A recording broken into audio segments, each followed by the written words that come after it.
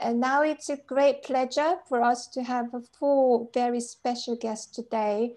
Two speakers are joined from Live Art Development Agency who will respond to our works through the discussions. Lois Keidan is a cultural activist. She's the director and a co-founder of the Live Art Development Agency. Hi, Lois. Hi everybody. Joseph Morgan Schofield is an artist, writer, curator, and a producer. They work at the Live Arts Development Agency. Hello. Hey, everyone. Many of you will be familiar with the LADA already. Running since 1999, Live Arts Development Agency, known as LADA, is a centre for live art based in Bethnal Green, London. LADA supports contemporary culture's most radical and inventive artists, practices, and ideas. Through programs, curatorial events, partnerships, dialogues, research projects, resources, and professional development opportunities, LADA champions new ways of working, legitimize unclassifiable art forms, record untold history, and support the agency of underrepresented artists. Next two guests are Lizzie and Owen Lloyd, whose contribution to our Sympoiesis will be a creative moderation of our presentations. Lizzie Lloyd is an art writer based in Bristol who teaches the history of art at the University of Bristol. Owen Lloyd is a composer and researcher also based in Bristol who teaches at the Royal Welsh College of Music and Drama. Hello both. Hi all.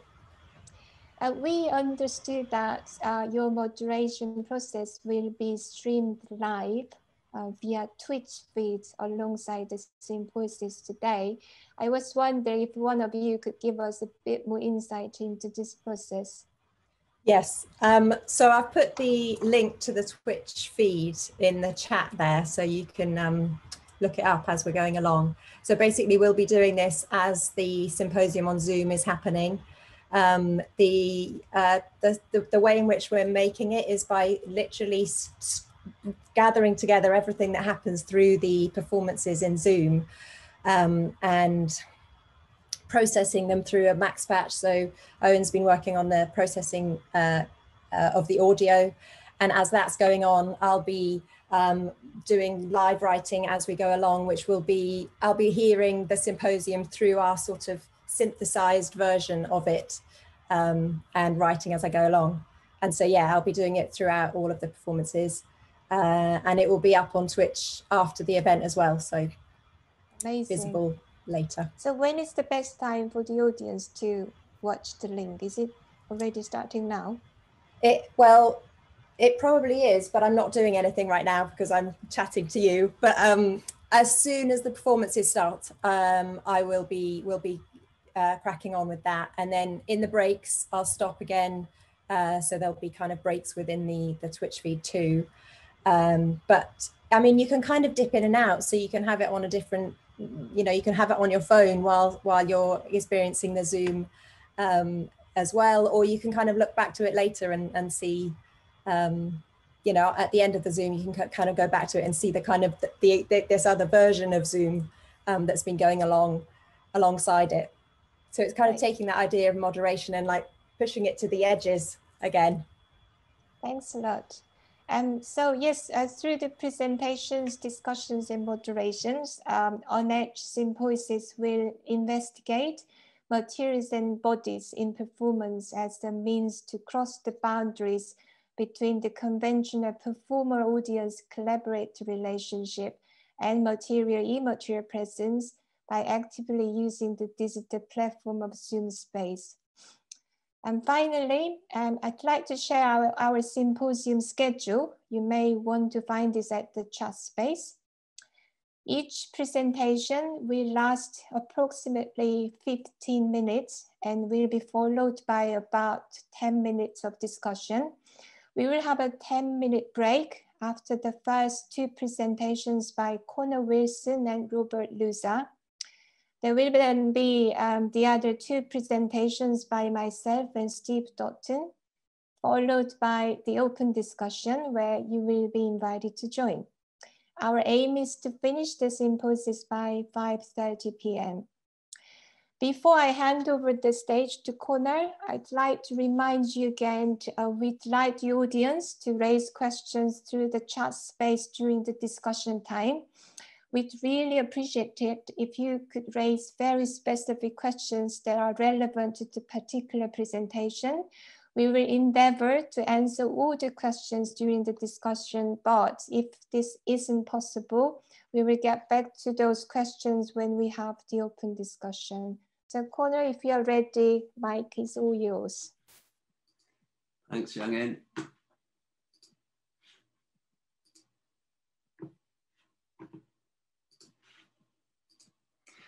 Hello, I'm Connor Wilson, and I'm an artist, a writer, and an academic based at Bath School of Art. Bruce McLean and Richard Winfield are also with me today, and they'll speak for themselves shortly.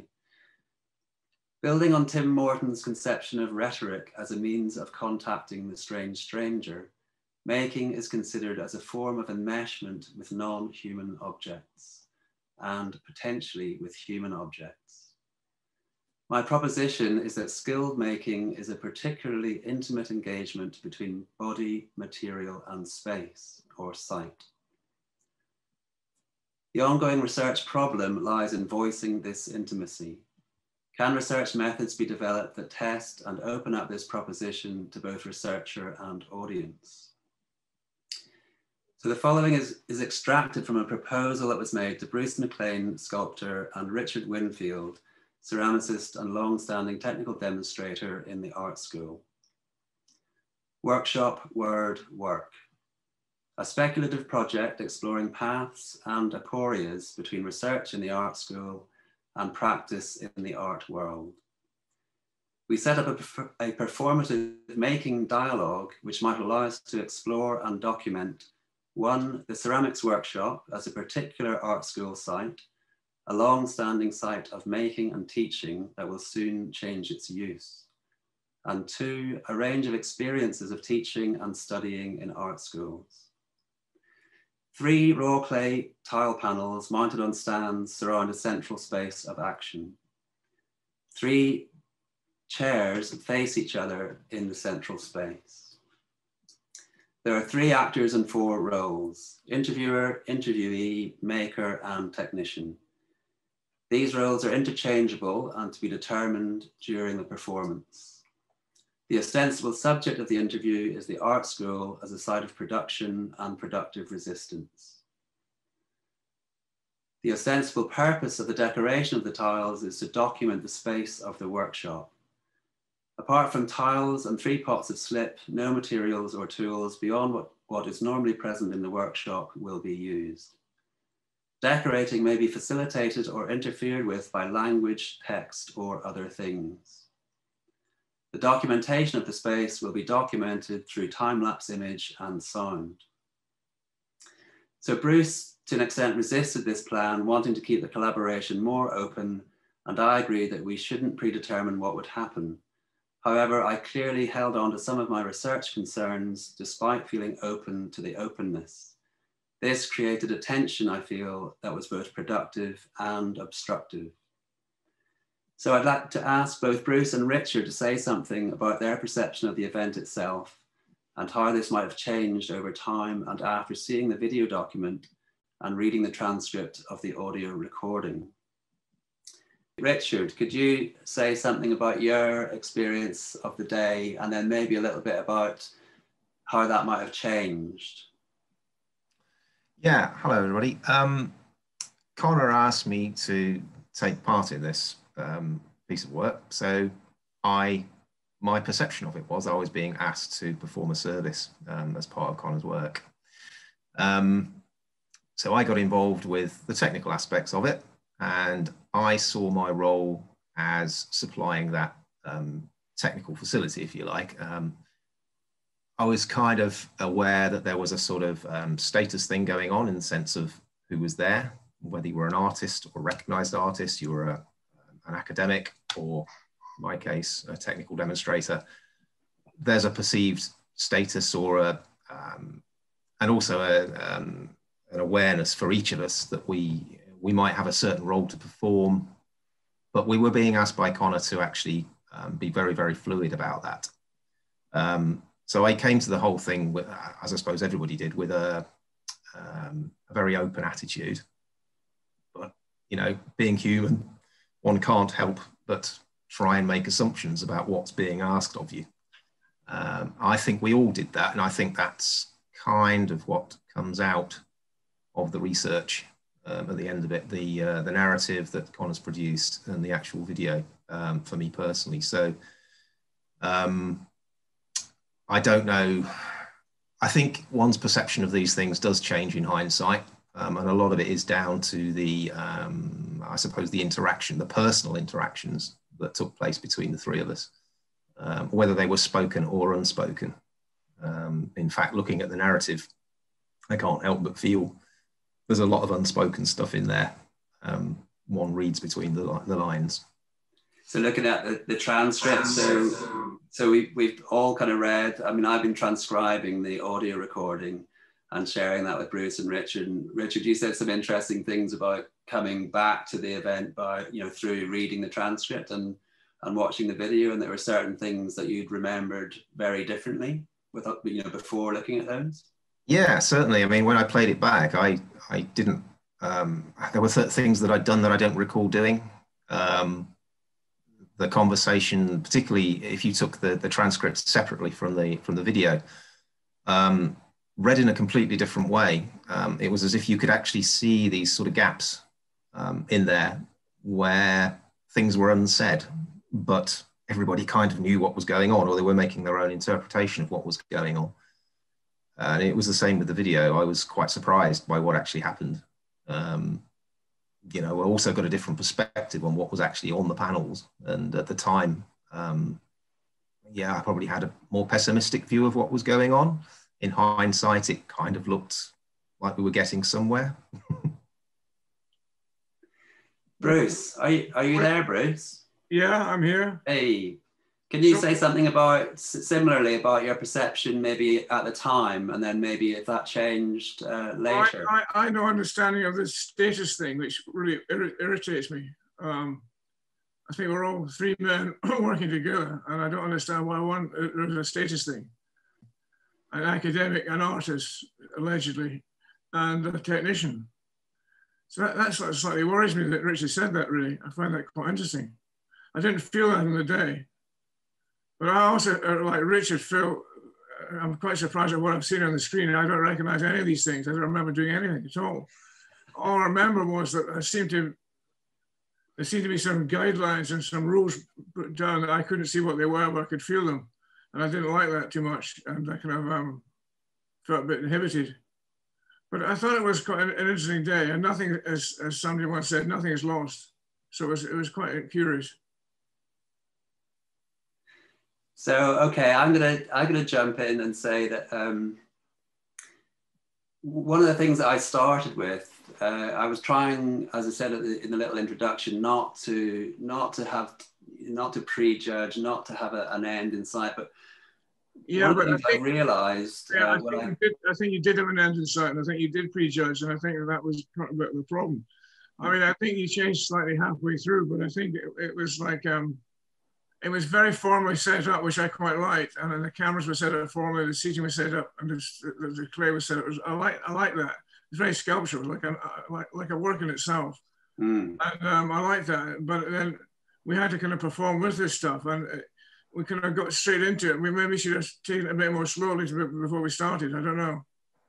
But anyway, I enjoyed the day, but I find we haven't become enemies or anything like that.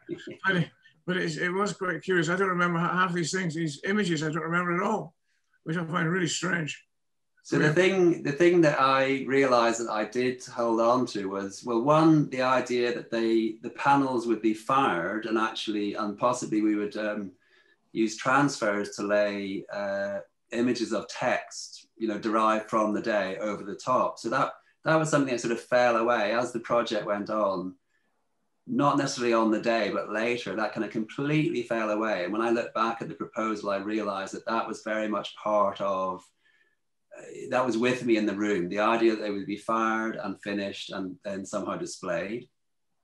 And another thing that I started off with, and this is very clear in the transcript, was that a starting point for me was to lay a ground, you know, to lay a ground of slip on top of at least one tile panel that we might then work into. And along with that was the notion that I was very conscious that I wanted to produce some sort of document of the space. So that might have been, you know, using the materials in the space, possibly making marks or drawing into the space, the idea of using tools that were supplied by the space, you know, some sort of document. So those were kind of my starting points. And then for me, you know, having started to lay a ground on the first panel, which is the one on our right, then both Bruce and Richard, I think Richard started and then Bruce joined in, working on the panel at the same time, you know, before I'd laid a ground.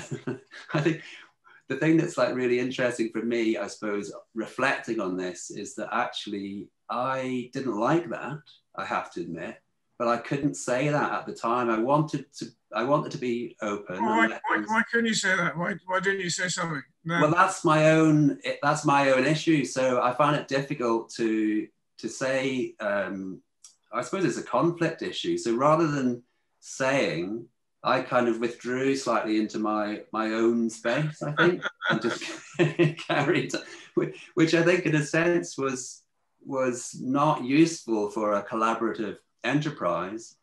But on the other hand, I think that blobbing, I dubbed it blobbing at the time, and that became much more dominant than I had expected. So I was kind of covering things over. I moved from laying a ground into actually kind of covering. And I think that set up a kind of a challenge, I suppose. That's the way I saw it to Richard and Bruce. And I think they responded to that challenge in very interesting ways. And I'll pass back to Bruce and Richard at that point. Yeah, it did feel to me as if you were resetting the whole scenario all the time. And that's fine, you know. And again, I felt that was part of your role as the academic in the exercise. But I think possibly for all of us, there was a certain level of frustration, possibly from, you know, the unspoken stuff that was going on. And this is kind of where some of these gestural marks came from that you can probably see on the panels at the moment.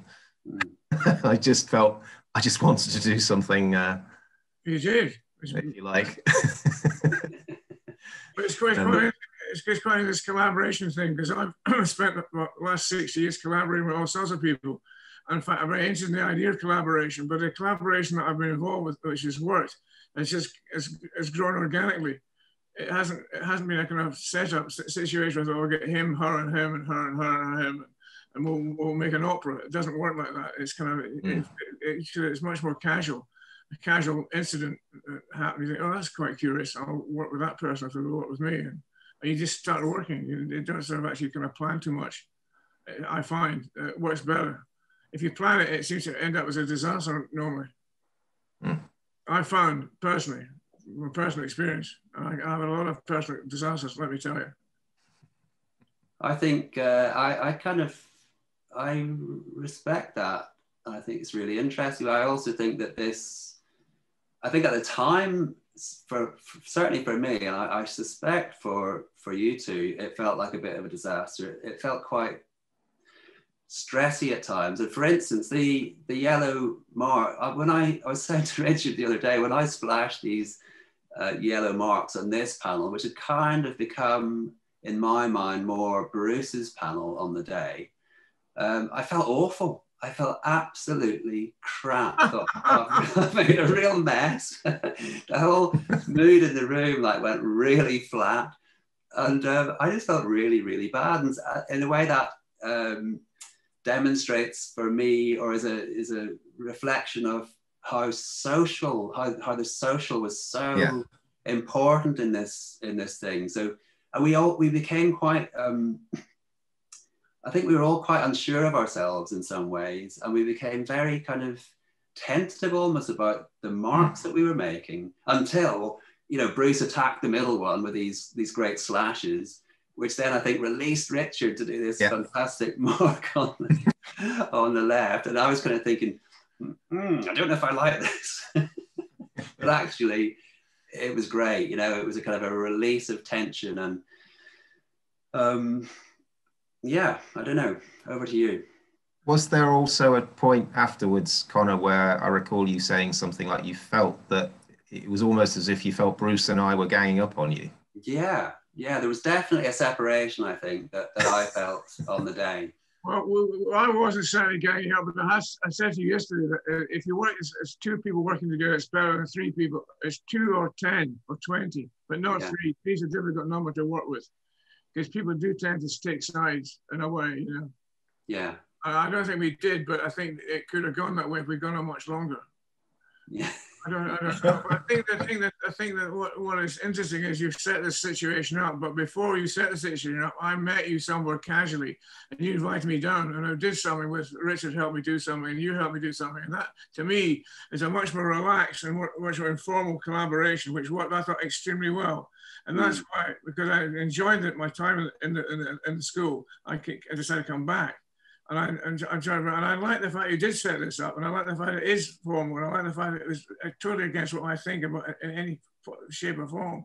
But in fact, we had a go at it, you know, and it's not finished yet. No. I'm looking at it now, and it's getting better and better as I look at it. But other things are happening in it that I wasn't thinking about when we were doing it, and that's what's interesting. Nothing's lost. That's the thing. Nothing is lost. Yeah. I felt we're getting close to the end of our little slot. Lois and Joseph are going to ask some questions shortly.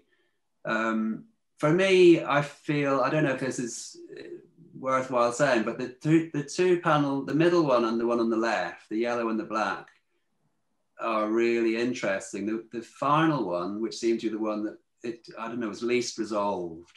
Do you two agree with that? No. Ah. Can you say why, Bruce?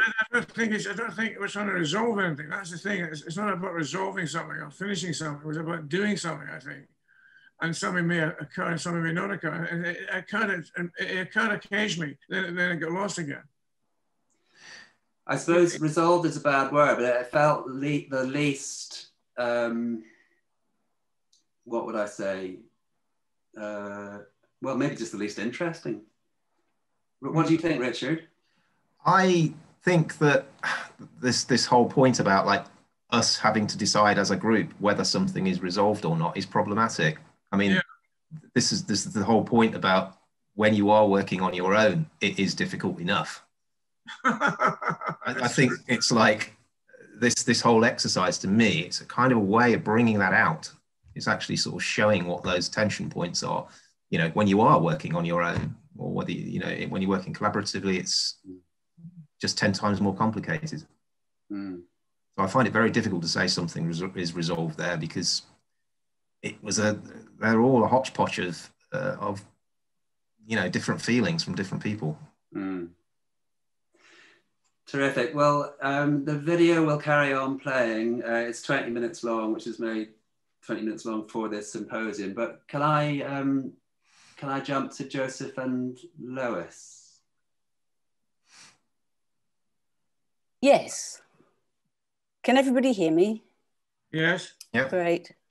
Bruce, Richard, Connor, thank you so much for that. It's really, the work is really beautiful. It's fantastic to watch it. Thank you so much.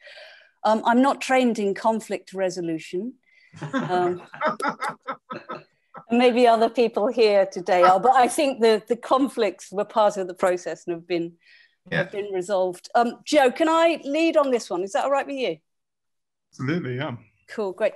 I just wanted to just pull back slightly to the sort of wider questions of today, and then zoom back into some of how those questions particularly are manifested in Connor and Bruce and Richard's presentation. So as Youngin sort of said in introductions, that sort of the concept of today is really interesting because it's a symposium that's about the work, but there's also a symposium about the form of symposiums. So it's a sort of, as Jungin said, it's about looking at materials and bodies, but it's also looking at the sort of ideas of thinking and making. And so this idea of the Sympoiesis, I can't even pronounce it properly, but the idea of the sort of that what's happening today is everybody sort of performing the thinking, as it were, and looking at the idea of presentation of practice. So as us as sort of witnesses to this, we're kind of involved in this event that's sort of looking about, that's sort of both talking about, but also witnessing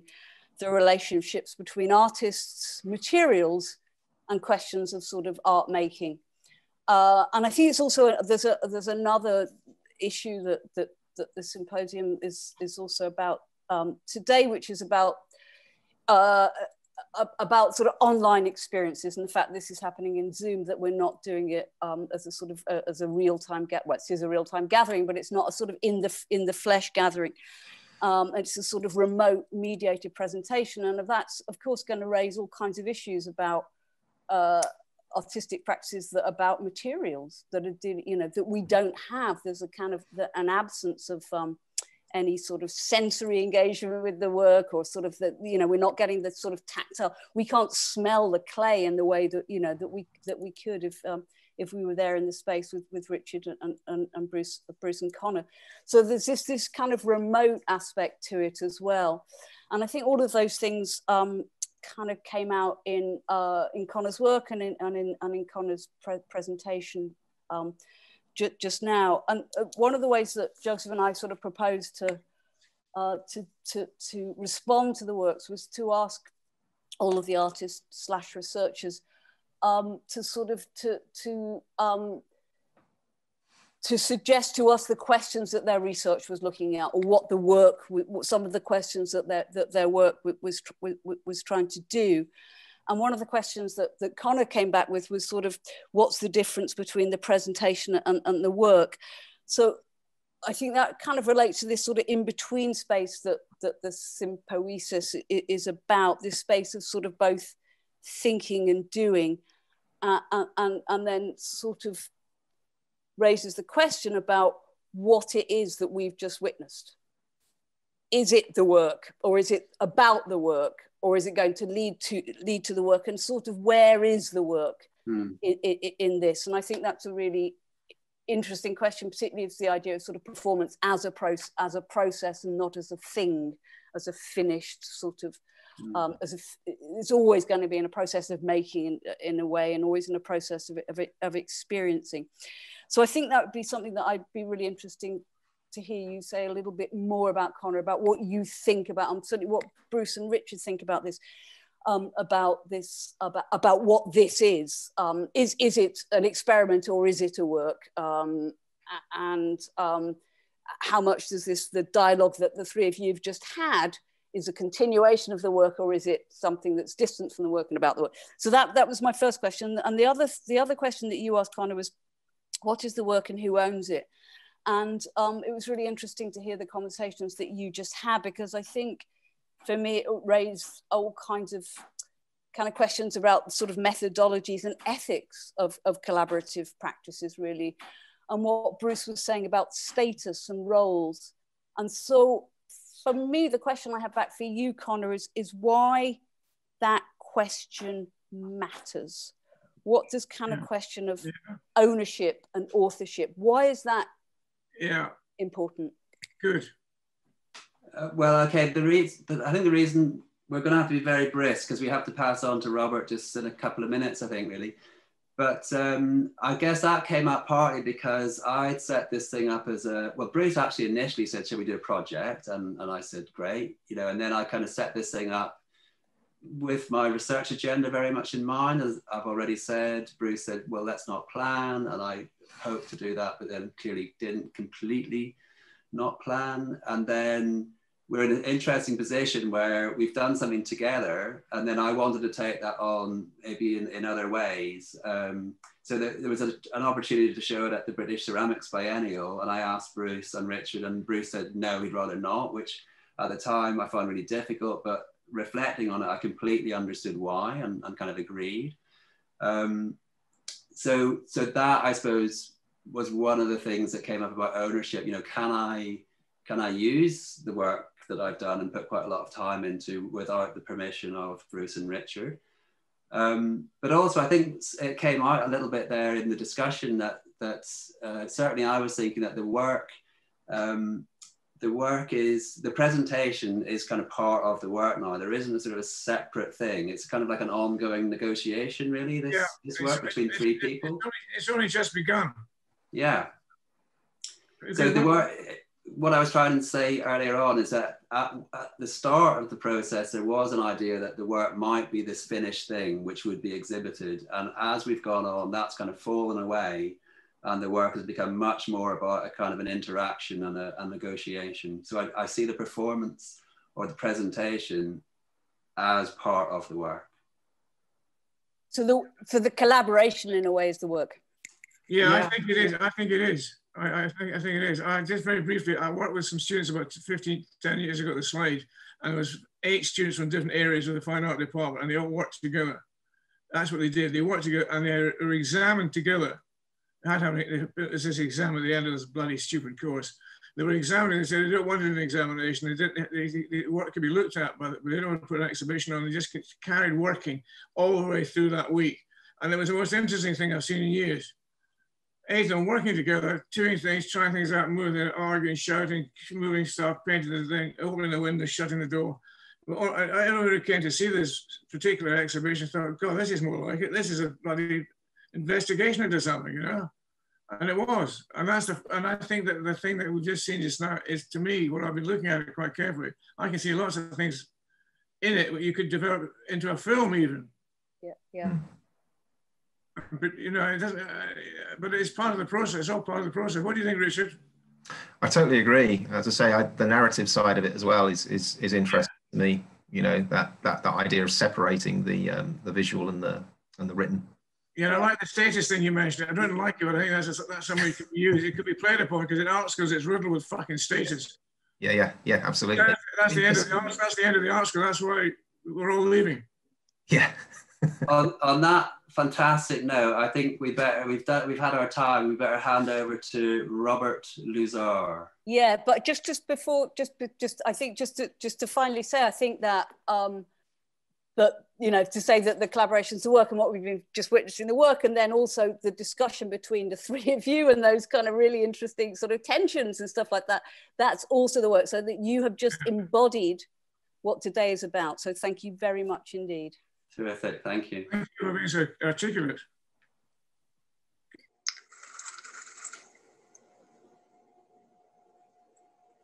The human voice is the instrument we all play. It's the most powerful sound in the world. Probably it's the only one that can start a war, say, I love you. And many people have the experience when they speak, they don't listen to them. Why is that? How can we speak powerfully to make change in the world? What I'd like to suggest is that there are a number of habits that we move away from. I've put together about 7 deadly ways of not trying to exhausting this, but anyways, these 7 are pretty large. The habits that we can all fall into. First, gossip. Speaking ill of someone. Not a nice habit. We know perfectly well somebody's gossiping, because 5 minutes later we might speak about us. Second, judging. We know people judge. Well, it's very hard to listen to somebody who's judging. You know when you're being judged when somebody's talking about you at the same time. Third, negativity. You can fall into this. My mother in her last life was like this. And I remember one day I said to her, it's October the 1st it is. I know, isn't it dreadful? It's hard to listen to when somebody is that negative. And another form of negativity is complaining. This is the national art of this place. It's the national sport. We can complain about the weather, politics, anything, but complaining is for viral misery. It's not about spreading sunshine in the world. So excuses. Now, excuses, we've all been there. You know, you can call it a blame thrower. We just pass it on to everybody else, and we think of their actions as being like that. And penultimate is the things like embroidery and exaggeration, it demeans our language. For example, when we see that something is exaggerated, what do we call it? And then, of course, there's exaggeration. And, you know, when there's somebody's out and out lying, and you know when they're lying, or maybe not. Now, dogmatism. This is the big one. Confusion of facts with opinions. When those two things get conflated, you're listening to the wind. Somebody is bombarding you with their opinions, and it's difficult to listen to. So here they are, the 7 deadly sins. These are things that you want to avoid them at all costs. Think about it. I'd like to suggest there are 4 really powerful cornerstones, foundations that we can stand on to make our speech really powerful, to make change in the world. Fortunately, these things don't spell a word, or they can. And they're gonna, now, this definition. To greet or somebody enthusiastically. So what do they stand for? See if you can guess. H, honesty. Being true to what you say and being clear. A is authenticity. Just being yourself. A friend of mine described it as standing in your truth.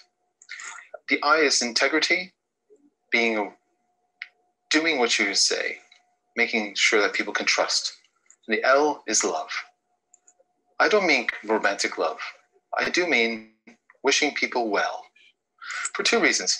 First of all, absolute honesty might not be the best thing in the world because you want to tell them everything this afternoon. That's not necessary, right? Tempered with love. Honesty is a very great thing with love. If you're wishing somebody well, it's very hard to judge them at the same time. I'm not sure if you can do those things simultaneously. Hail. So this is hail. Now, it is what you say. It's the way you say it. It's an amazing toolbox. You might be able to be an incredible way of putting things together. And it's very few people have actually opened this toolbox. Now here, let's pull a few tools from this toolbox to increase the power of your speaking. Register. Falsetto registers, it may not be that very useful, but there might be a register in between. And voice coaches, you can look into your voice number and see if you talk in nose, and if you go down your throat, most of us speak to around this time, but if you want weight, you need to go down here to the chest. Make a difference. We vote for politicians who lower their voices. We associate depth and power and with authority. Let's register. And then we have timbre. That's the way your voice feels. We prefer voices that are rich, smooth, like chocolate. If that's not you, that's not the end of the world, because you can train to get a voice coach. There are amazing things you can do with breathing and exercises to improve the timbre of your voice. Now, there's prosody. Now, this is what you do with language to get roots in your meaning. Notes, really hard to listen to, especially when they don't have any prosody. That's where the word monotonic comes from. And then there's monotone. Also, there's repetitive. Something like every sentence ends with a question when it's not a question, it's a statement. And if you repeat that one over and over again, you repeat and you will become something very quite shameful. So you have to break this habit. Pace. You can go very, very, very fast and very excited, or you can slow right down. And at the end of this, there's the old friend silence. There's nothing wrong with a bit of silence.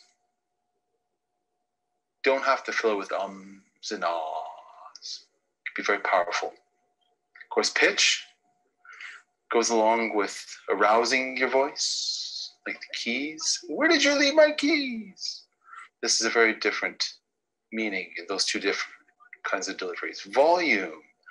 You get really excited and using something, well, sorry to frighten you, but they can really pay attention. Some people broadcast very slowly like this.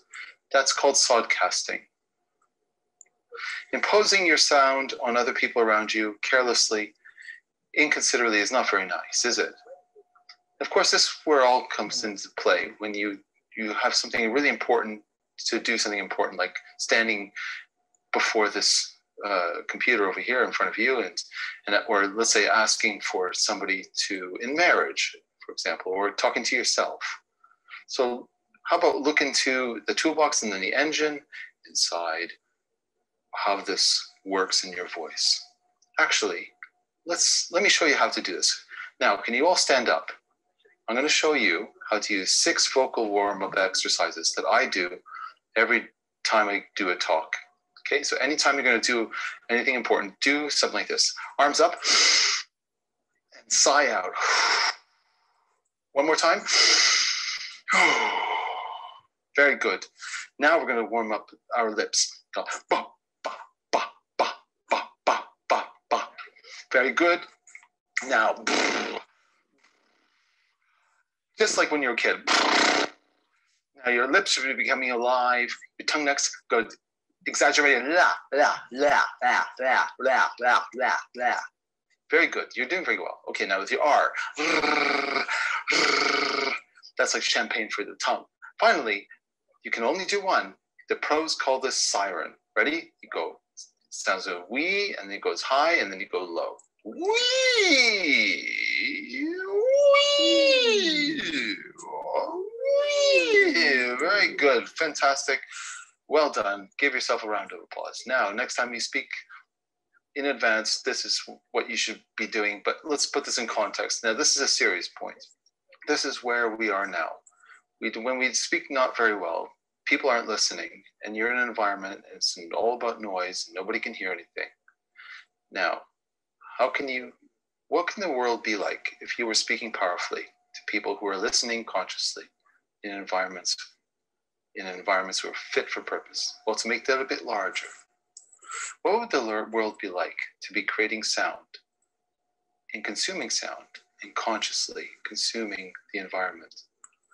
That would be a world that does sound beautiful, that has understanding, and that is a word worth spreading. So that brings us to the end of the first half. We are now ready to start with the second half. Here we go. Hi. So for about a year now, I've been disguising my views, and for a couple of reasons. The main reason has been to protect my channel, to protect myself, and to protect myself from harm. So me expressing my belief. So I remember 5 years or so, I had less extreme sort of ideas than, let's say, and it got me sometimes booted out of this place or that place just from expressing my views. And it essentially taught me if I was going to be, on a big tech platform, I need to play their game. It doesn't even matter whether I tell my beliefs. I know that they'll catch me and they'll catch you. So there's no need bothering. That being said, I'm going to try to explain what I believe, and I'm going to keep it vague because I want to protect myself. Even speaking vaguely might be tiring, and so tiring of people thinking that I'm on their team. I'd rather clear the air and get you my actual beliefs. So the last 2 or 3 years, I've been calling myself a vegetarian. Doesn't mean that I am anything like I'm going out and walking animals around, and it doesn't mean anything really offensive. Okay, so the first thing when you tell you're a vegetarian is that you are not very nice. So the word that I'm using doesn't really mean anything to me. Am I some kind of denier? It doesn't mean that I'm imposing my view on top of you. So it's such a basic thing to explain. It's an idea that has a basic truth, but it's far outside the window. It's extremely frustrating and absurd to talk of sickle cell anemia, and all I mean is that I refer my place. It's the same reason why I prefer my family from my family, and my group of friends with my group of friends. It's the group that I'm a part of, and the group that I go to places with. And that's it. It's not rocket science. And we just do act it out, but you know, it's all wonderful because everything's moving. These kind of moving pictures through time. There are millions and millions of people, and they're all into one place, melting over another.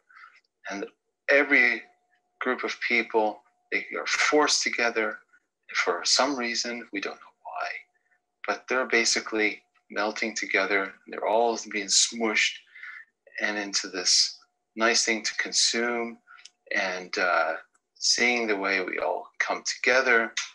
And so unless something's done about it, well, it doesn't quite make sense. So, you know, my mom was from a certain place I can't really say, but so was my dad, but they're not from here. But, you know, having that kind of separation of coming from different places, you know, we don't really know exactly where I came from. And that's a big reason why I had a lot of depression growing up. And especially growing up in a certain kind of community where I was, you know, from wherever this accent sort of comes from. I'm not going to say how, but there you go. I felt I was really disconnected from a lot of things. And it felt all a bit backwards. And, you know, I felt that I was a bit rather conservative, and I was in a small town, and I had rather kind of certain views that jive with certain people and they didn't. And I remember I had this kind of spoken word about animal life. And I remember speaking out on the street, and I was trying to tell all about, you know, kind of the youth, and we all should come together, and we should, you know, that was way back in the day anyways. So I have a lot of these views, and doesn't matter. So I'm still pro-animal life.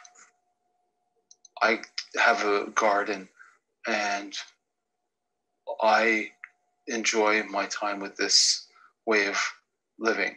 So now, a lot of conservatives maybe may not think of things like how the world goes, you know, the weather, and there are very good cases to be made that, unlike a lot of people my age, that it's a good idea to, that, you know, going to that place, you know, that you should go there, or people should go here. And, you know, sometimes it can feel like you're getting a little bit worse depending on where you're going. You know, more and more people are kind of smushed together. It's, yeah, this kind of notion that people are just kind of all together is kind of being disproved. So, you know, I'm trying to understand where I'm coming from, and I'm telling you only stuff, but I'm still keeping it vague. But now, when we're thinking about youth today, and certain views, and still, again, I'm still trying to keep this vague. I don't care what happens, and, you know, if whether it goes east or west, this is all, you know. Well, now the other main thing that I wanted to change was that I was very religious, and I think a lot of, you know, having kind of a lot of deep beliefs, and you might feel like sometimes you're not that powerful, but anyways, I got into some things, maybe a bit more different spiritual sides, and anyways, I got into a lot of literature, and I knew that when I got into some of this stuff, it was like I wanted to actively portray the way the leftist characters were working. And I thought I was pretty good at that because, yeah, so I wanted to understand all of that stuff. And, you know, if you're a certain kind of person that goes east and then ends up going a little bit more west, you know, what does it matter what I think? You know, the world feels like it's going to all change with the views, the way the weather goes. And I think you might want to listen to what I have to say, all right? Now, some people felt that I was kind of along the lines of a internationalist, and what I'm trying to show over here is that I have this maybe this bias that certain go to the West, and you know, I don't really see what kind of protagonist is kind of leading this kind of narrative, but now, according to my journey, there are different sides that I've been trying to play out, and you know, there's a certain morality that's at play. And again, I'm trying to keep this a little bit vague over here. Now, it's more along the lines of trying to be a traditionalist, but I'm not associating my traditions with where I'm coming from. Remember, so some of these sounds might be a little bit confused, but I'm really tired of trying to endorse degeneracy. And I hope that by the end of this video, thanks for watching. And I hope this makes a bit more sense to you all. Thanks for your time.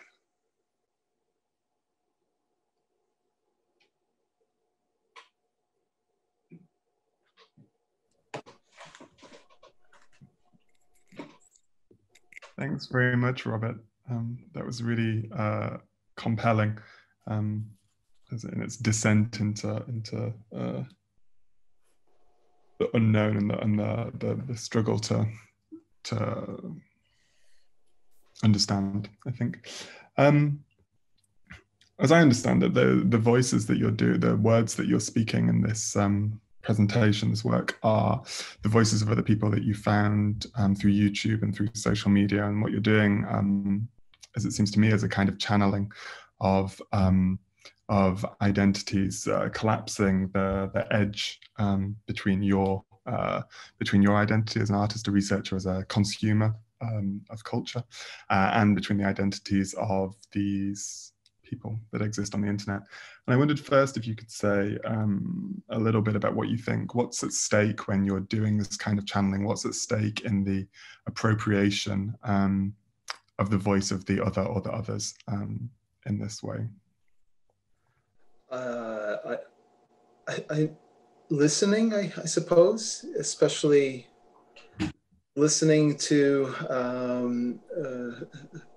people on one side of self, you know, aside from trying to bring it in this world of consumption, production of services, like how to improve yourself, how to be a voice coach, how to be the best that you can, self-love, these things. And then also then what starts to get, of course, into kind of precarious, if not at times extreme side, socio-political dimensions of people's views, and how these channels that are becoming alternatives for certain people to of course disseminate, but of course to gather a certain kind of group. So I'm wondering about the element of listening, especially when it's things that you quite vehemently disagree with at certain levels. So. And what that means in terms of conversations these days. It's really interesting to think about this this listening and how we communicate. And I think, you know, one of the things about this shift to everything happening on Zoom is that this is really highlighted or brought this to the fore in lots of ways. But I think there's a quite compelling argument being made a lot at the moment, which is about the way that the digital is really doing the work of reshaping our brain and reshaping our the way that we understand language, right? And it's what is being said you know, traditionally communication being a process of figuring it out between two people, and the way that the digital kind of often seems to flatten or binarize things. And, you know, as you're talking about, like the kind of social political realities of what's going on, you know, the states of opposition, all of this sort of thing. And I thought there was something in this glitching that's going on also, which seems to really lean into this sense of how hard it is to understand another person, how hard it is to meet over this edge of the digital, which I found really compelling. I think we don't have so much longer of a time, but I guess I wanted to leave space a little bit more if there's anything you wanted more to say about listening, about empathy for the people you're listening to, about what you expect of what you ask of those of us who are now watching you undertaking this process of channeling. Yeah, I mean, in a strange way, I already spoke so much. So, I mean, I'm even tired of hearing my voice. So thank you for being patient. But I'm getting a number of comments about struggling to listen to, and I'm just wondering if that's about the volume at the moment. So I do apologize about that. Or if it's also possibly because of the content at that time.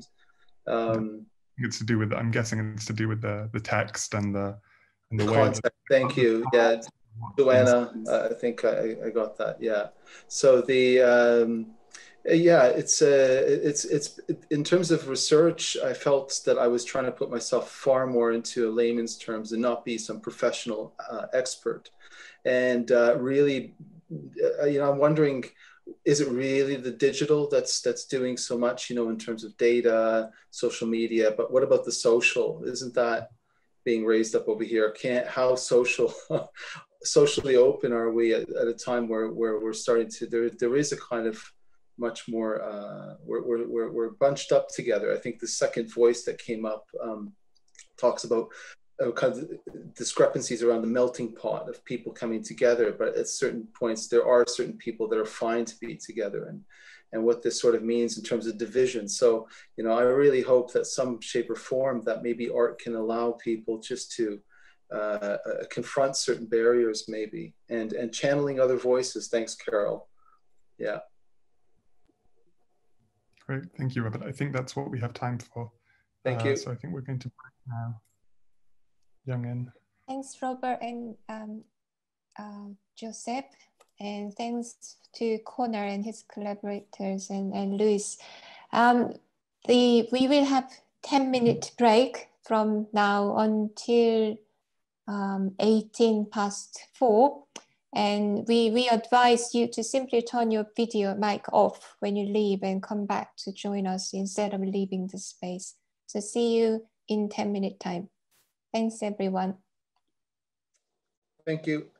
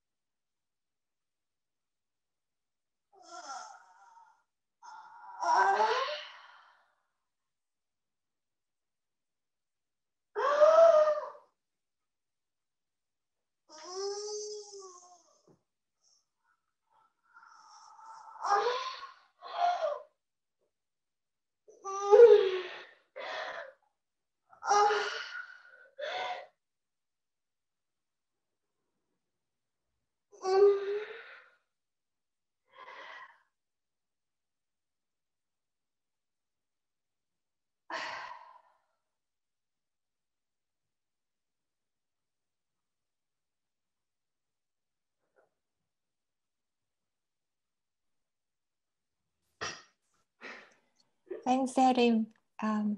Amazing.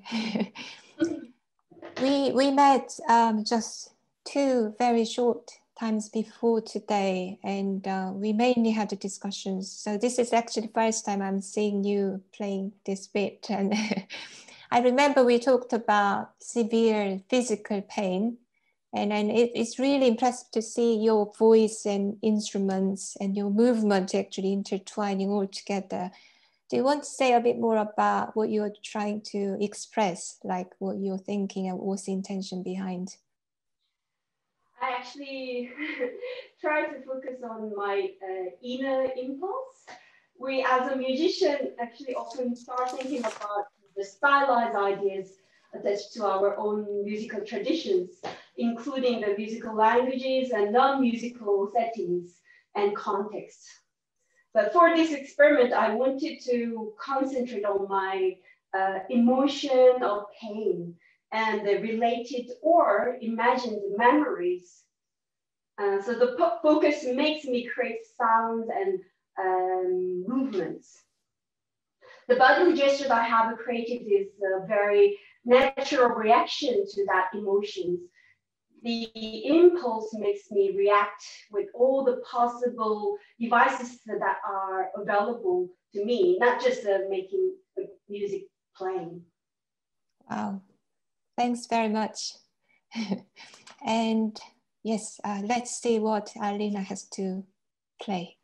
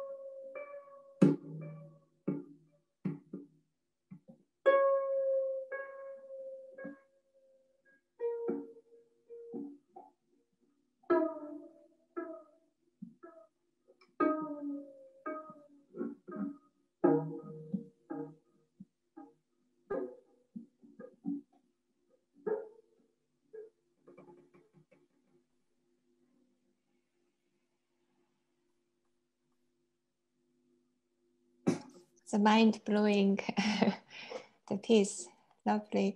I could hear, you know, the harp can create quite high tone and vibrant sounds, but I could hear very low tone as well as multiple different sounds. You're slapping instruments, using different tools and hands and everything. I know we were talking about very heavy theme, death. Can you explain a bit more about what you're trying to do and what was your expression about? Yes, we spoke about pain, death, and how human and animals might relate to this. And because Halim already did that pain theme, I thought I would concentrate on death. I tried to express the feeling that both humans and animals might have the same kind of feelings when they share death. And when the moment when your body is shutting down and there's no way of getting an energy back, it's just kind of the organism is shutting down. And even though I didn't experience this totally myself, but I was close to coma, and I know how the shutting down process works. And I also saw animals dying, and I also know when they died, and I experienced this. So what I was trying to do, I tried to contemplate on this and express it through my instrument. Of course, depending on our religions and the societies we live in, we humans can understand death and maybe accept it. But I think there's still fear of death that we do have. When animals live in the moment and they don't have this fear of death, but if they are in danger situation, they will kind of run for their life, or they will do something to survive. But they're not surviving because they fear death, but they survive because that's their instinct, just to stay alive. When I think humans, we have it all more kind of in our brain as well. We can predict the future, we can contemplate the past, and that's where the fear comes of being dead, and that's the differences. But I also believe when on a basic instinct kind of level, both human and animals might experience death in a similar way. But when I was researching on this subject, I've realized that actually my beautiful harp, the strings are made out of animal gut. Yeah, intestines, so yes. That's another aspect, how humans use death of the animal to create something beautiful and take it further. And that put us on a completely different level. But going back to this basic instinct, how we fear death, not maybe fear, but how we feel death, I think we are still very similar. So that's basically, I was trying to express this kind of two voices, or one voice was more kind of animals here crying and maybe feeling something, and another voice was of my electric loop. I see. Okay, so there was all this non kind of natural sound that represented in my head a human, or who we are, that was coming from electric loop. And thanks. Yeah, thanks.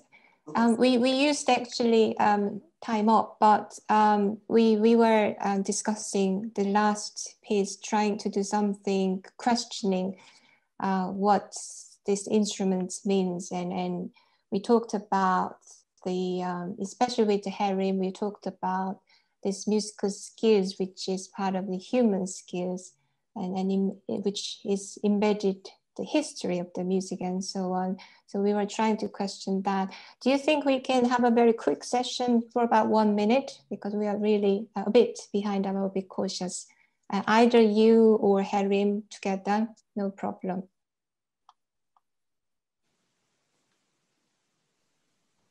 Alina, why don't you play a bit? I think. Me? Okay, I'll start. We just take turns. Yeah? Yeah, I don't know if we have enough time for that, but yeah.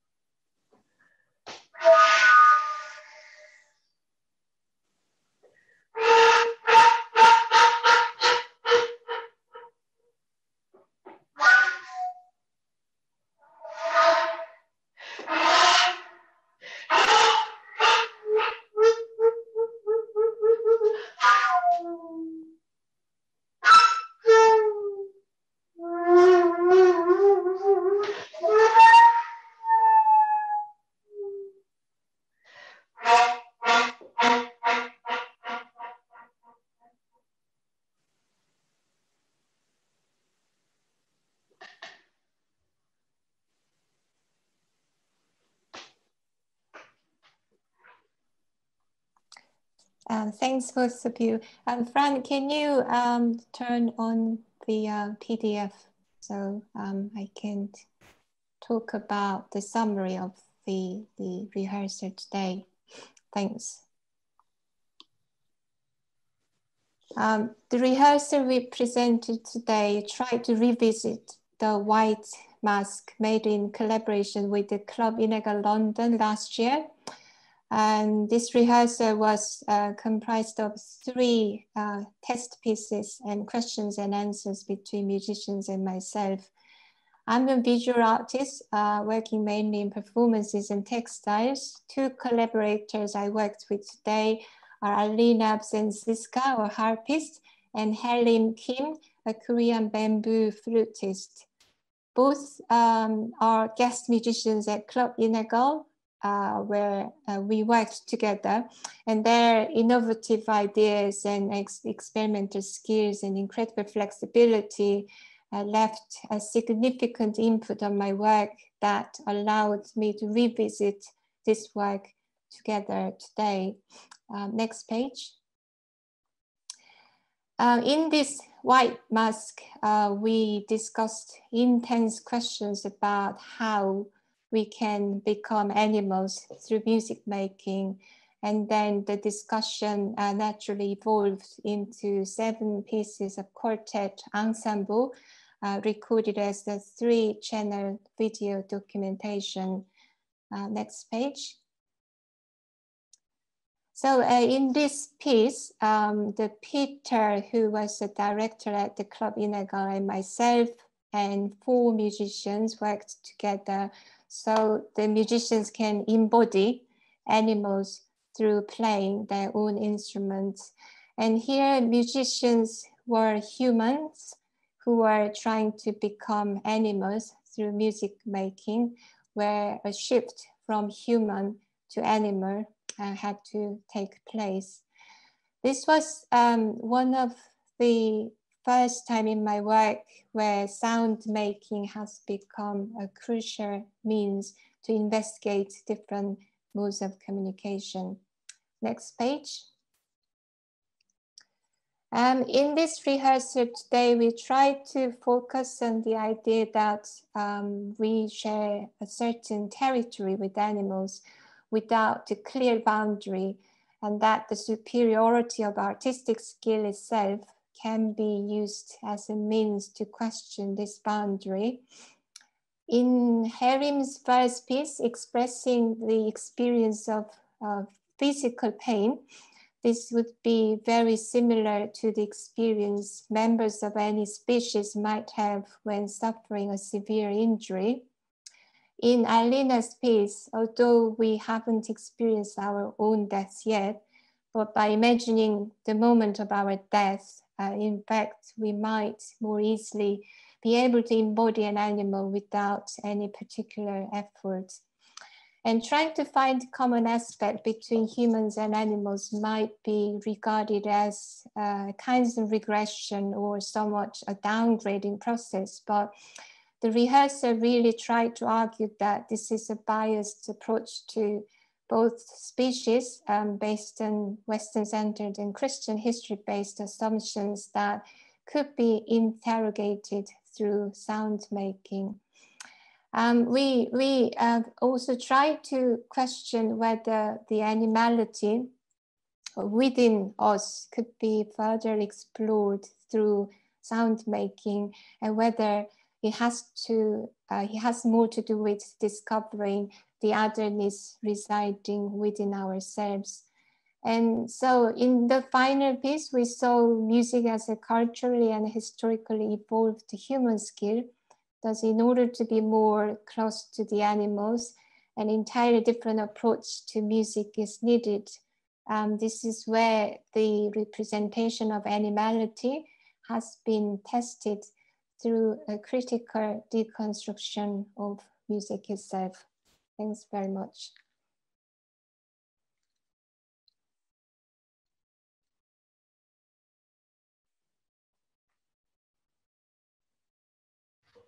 Thanks so much, Young-in and Helen and Alina, for those very powerful presentations. It's really interesting to think about the way that, you know, Enlightenment, rationalism, and Western modernity have set kind of art up as the thing that lifts humanity above the animals. And it's really interesting to think about art making or music making as the technology by which we might produce other ways of knowing, which of course speak to all the kinds of lost or othered knowledges that are not respected within Western modernity, within capitalism, all the kinds of things that lead us to the point of continual crisis that we seem to find ourselves within. When you were talking about just then, Young-in, and also in advance of the session, kind of just thinking about accessing states of animality within and situating that as porous, but also in opposition to the human. I was thinking about, you know, what's kind of at the essential to like sort of post-human thought, which is this idea, right, that human is not at all a fixed category, a stable form of identity, and that actually all sorts of people have not been allowed into the human through colonialism, through homophobia, through misogyny, through ableism, etc. And I'm kind of really interested in this way that that in breaking the rules of like canonical musicality, in breaking scores and improvising, in listening to intuition and allowing that to come forth, in listening to emotion and in escaping outside of the confines of the conservatoire, you're kind of playing with or speaking to breaking the rules of what it means to be human, I think. And I wondered if you could say a little bit more about the socio and political dimensions that you think the work and your practice is intervening in. Yes, thanks for your interpretation of the work and questions. Yes, you know, at the outset of this project, there was a personal reason, and you know, it was around probably 5 years ago. I was doing residency, and that was kind of the time that I was creatively quite depressed. There was the demonstrations every week in South Korea where I was doing residency, and we constantly heard what was going on in America. There was a Brexit, and so I think for that period I really made only a few work. And then I remember last year around the spring I went to Bristol Zoo and I began just recording birds and animals.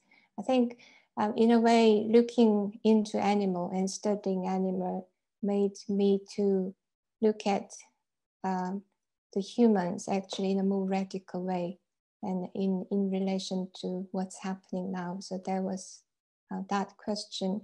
And when I talked about the animal as otherness within us, I think that really wanted to question about the binary division between me and others, and us, and unfamiliar, the other, the people.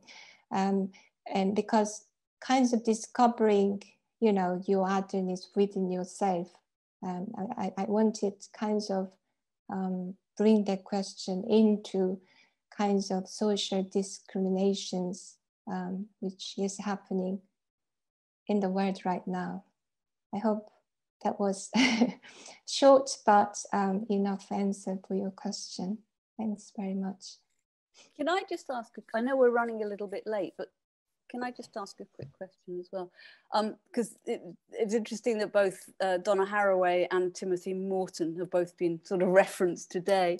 And in your presentation, Young-in, you talked about humans and animals rather than humans and non-human animals. And you constantly sort of distinguished or set humans aside as almost as sort of being above animals, different from animals, and only humans make music and stuff. But a lot of recent research has suggested that lots of non-human animals also do make music as well. And your research and your project seemed to be, when you had that sort of that binary you posed about regression or progression, it seemed you were suggesting that to equate humans with animals was a regression, but actually within your project it seemed to me that it was a progression, and it was really progressing the idea of humans also being an animal, just another animal species. I entirely agree with you. I think the reason why I wanted to revisit the previous work was because there was this a bit of binary division, and through this rehearsal I wanted to revisit that particular bit because I found that a bit unresolved in that work. Doesn't mean I was unhappy about the work, but I wanted to rethink that particular question. And by thinking about our own pain, which is the otherness of our own body, I wanted to go back to the point where we don't have to think about humans and animals, because we can actually go straight to the point where we are very close to animal. We are, to a certain extent, animals as well. So the regression and progression, I was trying to interrogate that actually, that really centered around the Western civilizations and modernizations. And then by questioning the animality within us, I wanted to, kind of reverse those binary divisions. Yes. Thank you. Thank you. I think we have to actually pass our stage to Steve. Thank you. Thank you, Young-in. And thank you to the musicians. That was absolutely amazing. Great stuff. Okay, I'm going to mute myself, and I'll be muting myself off and on throughout the next 15 minutes. So let's see what happens.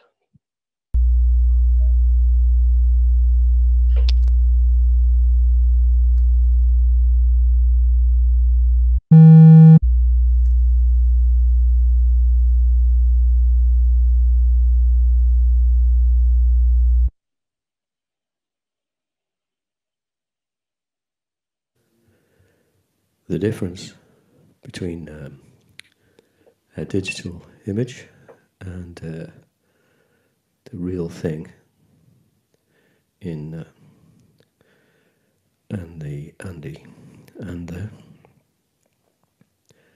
in Andy Real and the real thing. In Andy Real thing, it's precisely that one is an image and the other isn't. This difference might be key.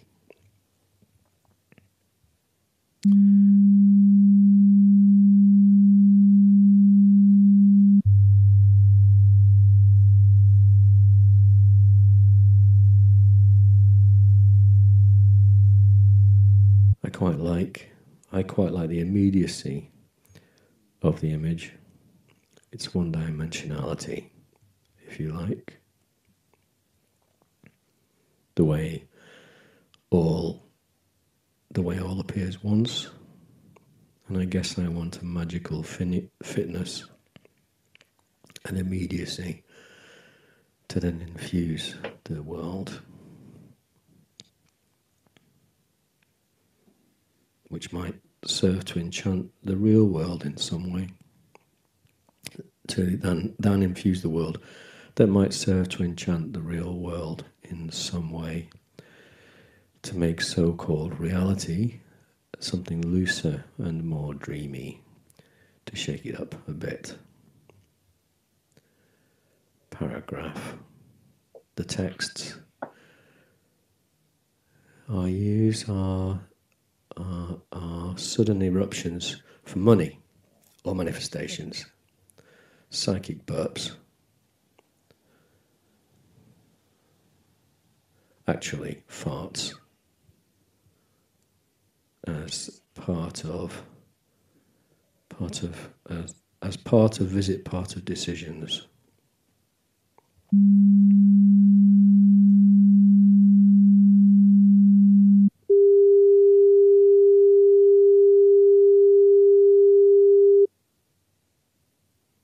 Part of positions. Pataphysicians. Part of physicians. Part of decisions that are psychics might say.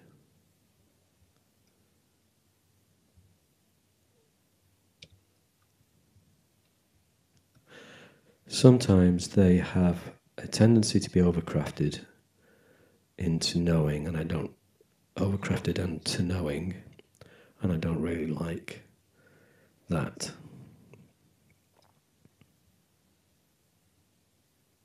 To smoke, too smug.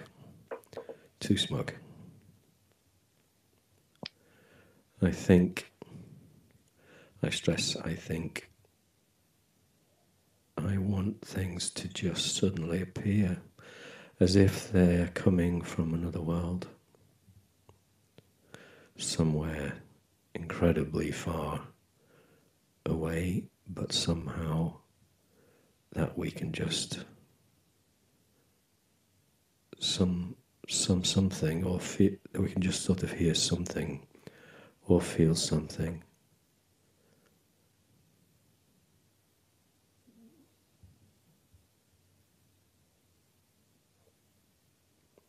The paradox, of course, is that they don't come from another world. Well, at least they come from another world in this world. The words, that is. They still need to be made.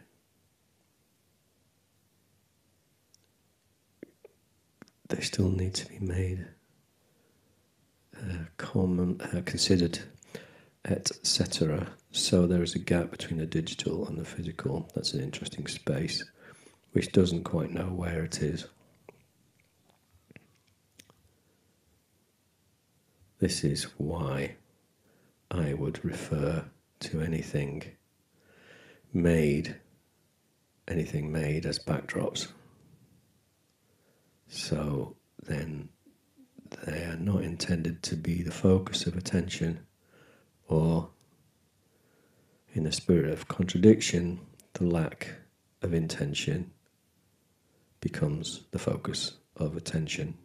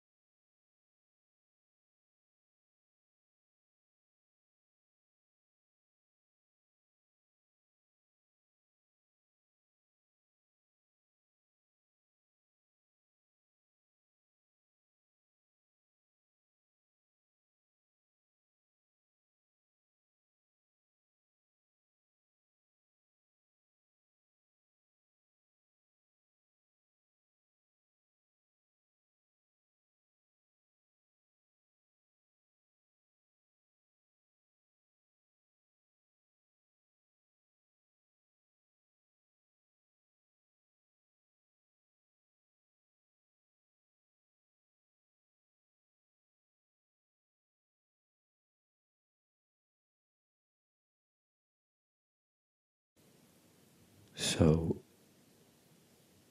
let's just try this now. Okay.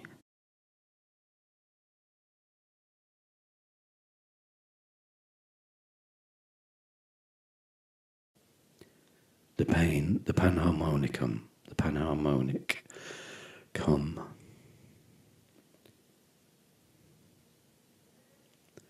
Here, everything is admissible.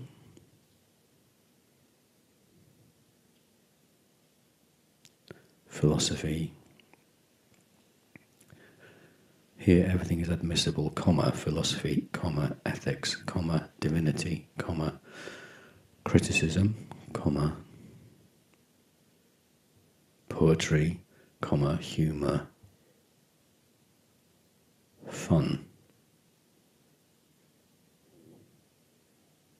comma, mimicry, comma, anecdote, comma, jokes, comma,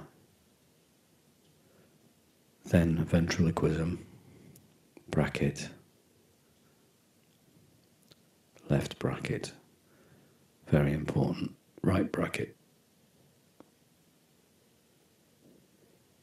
hyphen, hyphen, hyphen, hyphen. All the bread, all the bread, bread, all the bread, all the breads, all the bread, breadth,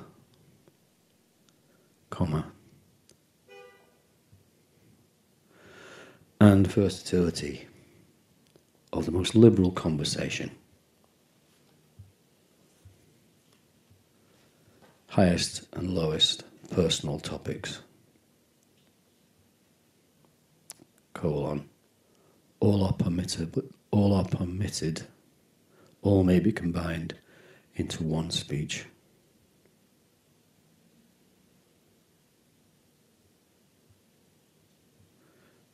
New paragraph. World plus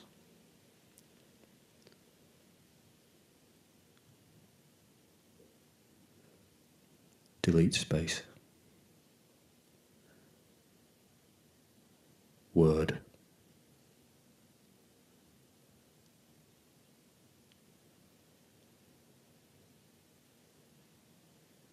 Come on. Good. Word equals sign, not equals the word. Work.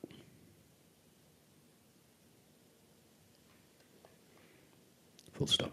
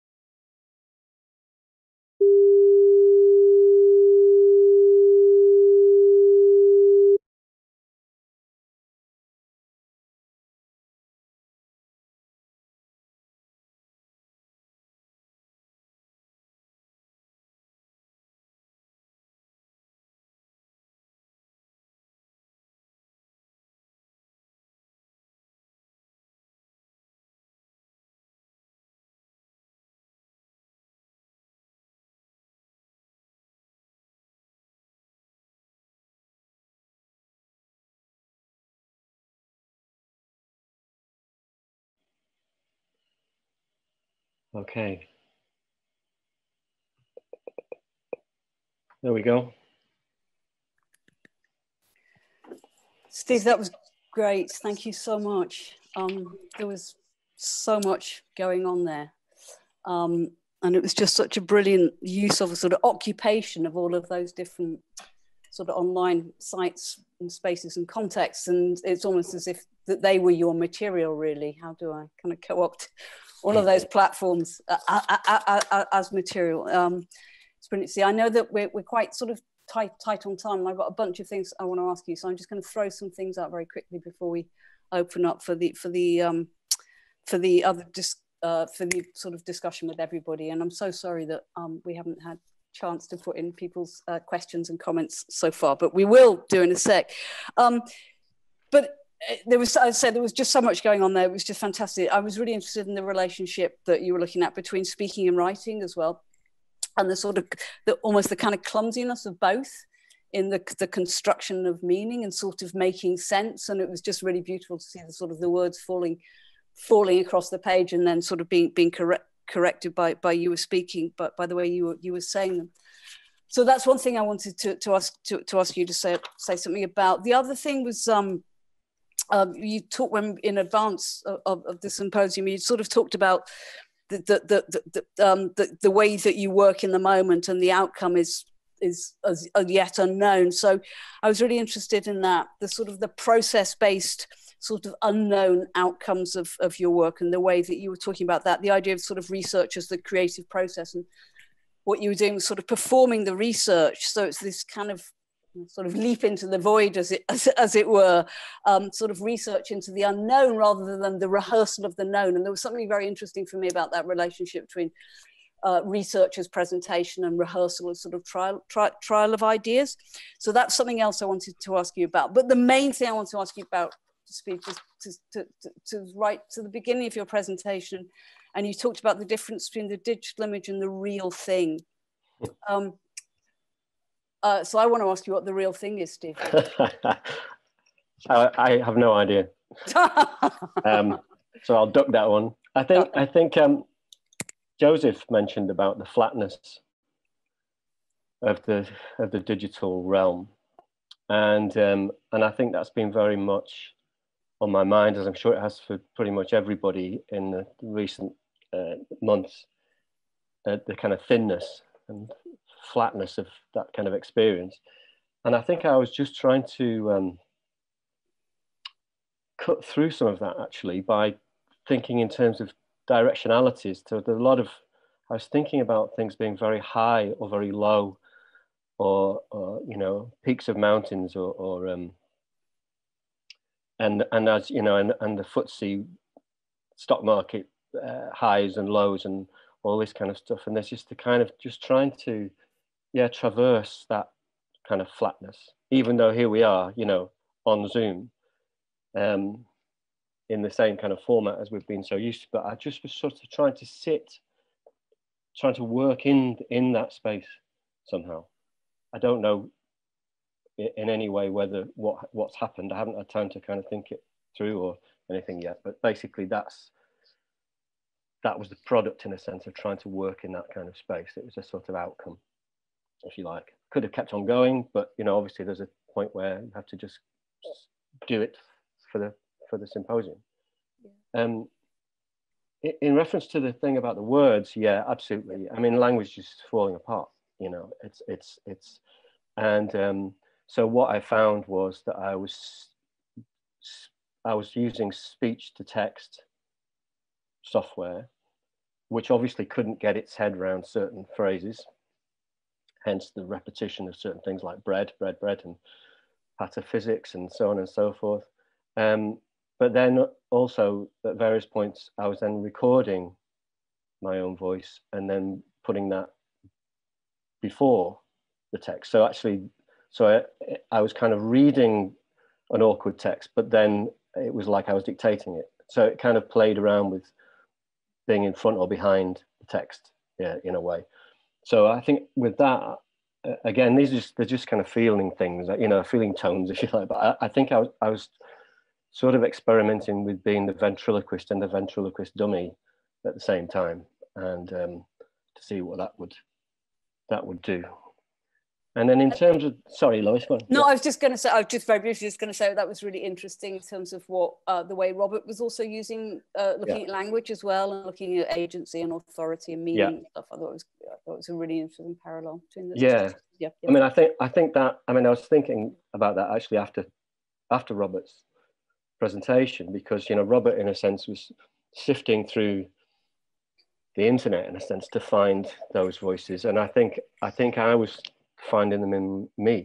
You summoned them up yourself. You know, yeah. Well, yeah. I mean, I think, yeah, because that division between everybody else's voice and one's own is kind of a bit blurred, very blurred, in fact, now, you know, and the notion of that authenticity of voice, and, you know, I think that's really what do you do with that, you know. So you know, in the past I've been very interested in speaking in tongues and in glossolalia and that kind of vomiting forth of language.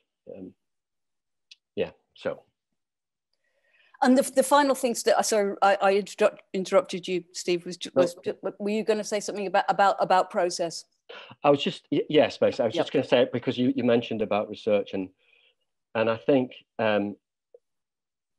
I mean, research is such a killer for art and for art practices and for other kinds of, well, many kinds of practices. It's just, and then here we are in a lot of us, you know, working within academic situations where we're pushed on research, and I just think we just have to keep pushing back, you know, at that, and make research into a generative thing, make research into something which produces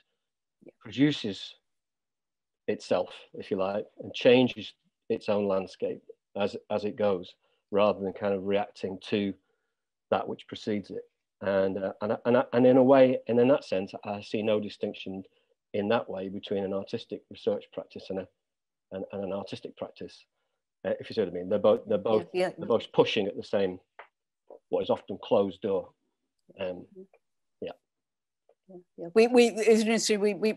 We got back for an application this week, which a scholar from social sciences was leading on. It was asking all kinds of sort of research questions, and it got knocked back because we didn't know the answer to the research questions. And it's like, what is it about research that you don't understand? You know, it's just. I know. Yeah. You know, so yeah, you get you know, research is all about knowing the answers to your questions before you start, and then just making sure that you're able to answer them. So, and maybe a slightly cynical, skeptical view, should we say? As the head of research. Coming from the head of research in a university. Steve, that was brilliant. I'm just aware of the time, and I don't want to take time away from everybody else's. Okay, thanks. So thank you so much. Thank you, Lois. It was brilliant. It was brilliant. Thank you. We want to have a quick insight into this immaterial space of Lizzie and Owen. Do you want to say a bit more about your experience? Do you want to share anything quickly, Lizzie, Owen? Yep. I've found it quite strange because I've been a little bit kind of separate from everything else, kind of whirring away in the background, funneling things towards Twitch. But it's been interesting to hear how the voices that have been coming out of all of these presentations have been articulated through what we've been doing as well. And there's a kind of a really nice, I guess, confluence with some of the things that you've been talking about in terms of whose voice and how loud that voice is, and how, I guess, moderated that voice is in terms of what we've been doing in the Twitch stream, with Lizzie's words affecting the way that my processes are affecting the voices that are coming through these presentations. So it's been really interesting seeing what's been coming out, actually, and it'll be up there for a couple of weeks or so. And we'll document it properly as well. Can we get the link so we can upload and share with the audience who came today? Yeah. Great in the chat. But yeah, it's very intense. That kind of the kind of headspace that I was in whilst I was listening to your Zoom presentations, but all filtered through these other soundscapes that Owen was bringing into. I don't know. It meant that I felt quite like embodied. I felt quite disembodied. So I found that I was, and I'd sometimes be writing words that I was just hearing, or sometimes mishearing, and which again I found really interesting. But the way that I didn't really know what I was about to type. You know, I didn't know what words were coming out of me, and there were definitely points at which I was like, I don't want this word to come out, but it's already there. It's gone. Wow. So yes, there are lots of post-production coming up. I have a feeling. No, I'm not going to do anything to it. It's there. It's going to be just there as it is. Yeah. Okay, thanks a lot. And I think it's time to wrap up. So yes, thanks to everyone who joined and shared your time with us. It has been a great afternoon sharing your work and feedback and comments. And once again, thanks to Lois, Joseph, Lizzie, Owen, and for your insightful feedback and creative responses. Thanks to Fran for assisting us with the handling Zoom, and our sincere thanks also go to Center of Gravity, Bath Bay University, and Lisa Friedberg from Artist Red Forum, who kindly advised us. Thanks to everyone. One more, Young In. Oh yes, Steve. Thank you yes, very I much. was going to say that, Steve. It's been this has been your doing. So it was a pleasure. Yeah. Big pleasure.